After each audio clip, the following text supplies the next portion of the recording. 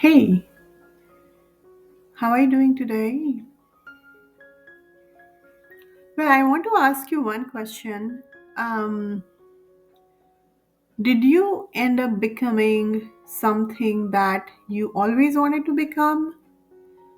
Or, if you were, so when you were a kid and, somebody asked you, like, what do you want to become?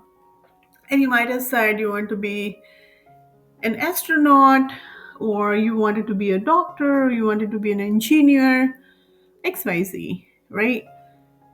So, my question to you is that is your current profession the same as what you wanted to become when you were a little kid?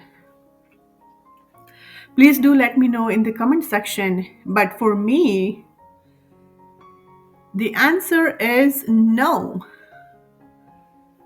absolutely not. Like, I'm nowhere near to what I wanted to become. And you know what? I'm not at all sad about it. I do not regret that I did not become something that I always wanted to become, because I feel like that first dream, or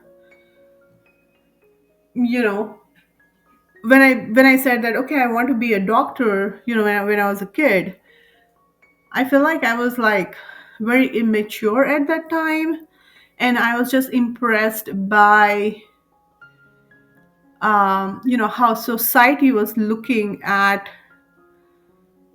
a doctor or at an engineer, or at an astronaut, right?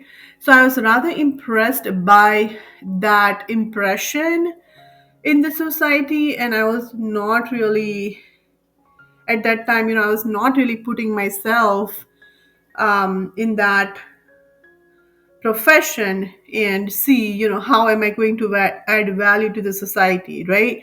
I was just too immature to kind of give my thoughts to all of these facts.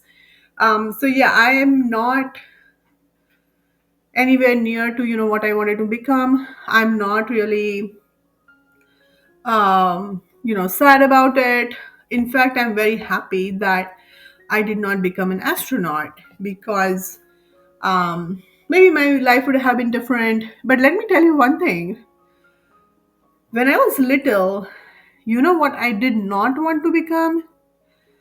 I did not want to become a homemaker, because my mom, my aunts, my grandma, every woman around me was a homemaker. Like 95% of the time they were homemaker. When they used to get like small little time here and there, they used to do something of their hobby, like sewing, or you know doing some small little like home business, but that would account for maybe like 1 or 2 hours in the entire week, right? So majority of the time they were homemaker, and at that time the only thing that I did not want to become was a homemaker. And you know what? Today, after 35 years, I'm just so proud that I'm a homemaker.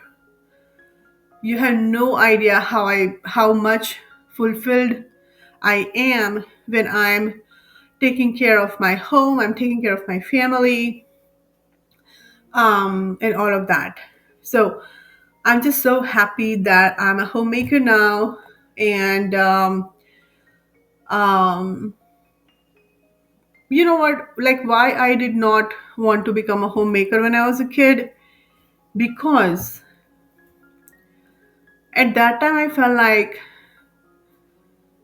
the society is not giving enough value to a homemaker. Like, they look up to a woman who's a doctor, they look up to a woman who's an astronaut, but nobody in the society is talking about somebody who is taking care of a home or taking care of a family. So at that time, the homemaking kind of business was a very small thing in my little mind. I could not think beyond that sphere, that homemaking is not just a small thing in itself.